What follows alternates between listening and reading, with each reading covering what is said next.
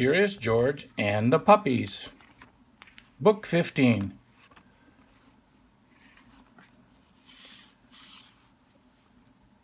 When they sat down to rest, they noticed a tiny kitten peeking out from under a bush. The kitten looked frightened. "Perhaps she is lost," said the man with the yellow hat. Together, he and George searched the park for the little kitten's owner. But the kitten was all alone. "This kitten is too young to be on her own," the man said. "We should take her to the animal shelter, where they can care for her and find her a home." So George and the kitten and the man with the yellow hat drove to the animal shelter. The director of the shelter was glad to see them. "It was good of you to bring the kitten here," she said. "We will be happy to take care of her." George gave the kitten to the director. Then he and the man with the yellow hat walked inside. "Come in," the director said, "but watch where you step. We have a large litter of puppies, and one has gotten out of his cage. We're still looking for him, so please be careful." She closed the door quickly behind them.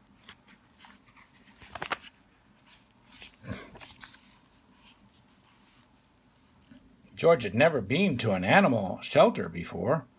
Animals of all kinds were being cared for here. George saw bunnies, cats, turtles, and guinea pigs. He even saw a snake. But he didn't see any puppies. "George, I need to sign some papers," said the man with the yellow hat. "Please stay here and don't be too curious." Just as the man with the yellow hat left the room, George heard barking. Maybe it was the puppies. But where was it coming from? George was curious. He followed the barking noises.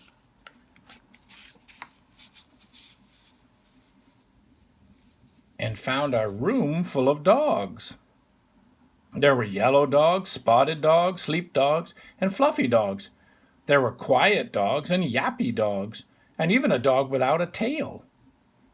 But where were the puppies? Then George saw a little wagging tail. Then another. And another. Once George saw the puppies, he could not take his eyes off of them. He had to pet one. Here was a puppy. The puppy liked George. George wanted to hold the puppy. Slowly, he opened the door. But before George could even reach the puppy, the mother dog pushed the door open and was off like a shot. George tried to close the door after her, but the puppies were too fast. There was nothing George could do.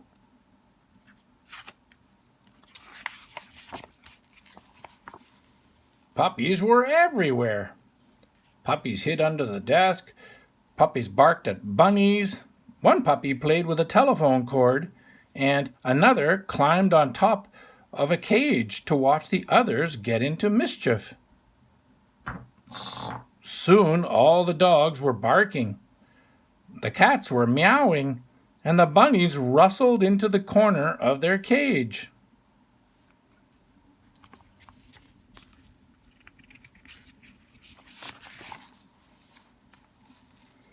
"Oh no!" cried the director, as she and the man with the yellow hat rushed into the room. "Now all the puppies are out!"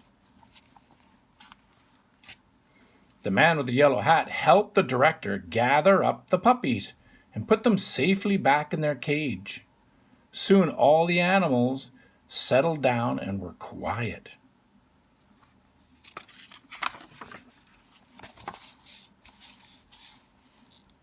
Except for one. who was still barking. Who was still barking? It was the mother dog. What was she barking at? There was nothing here but a door. There must be something on the other side, thought George. He opened the door. It was the missing puppy. Everyone was happy to finally find the puppy. The director scooped him up and said, "George, you certainly caused a ruckus. But if you hadn't let the puppies out, we might still be searching for this little one." Then she gave the puppies and their mother a snack. These puppies are now big enough to go live with families. Who will take care of them? She said. Do you want to take one home with you, George? George did. The end.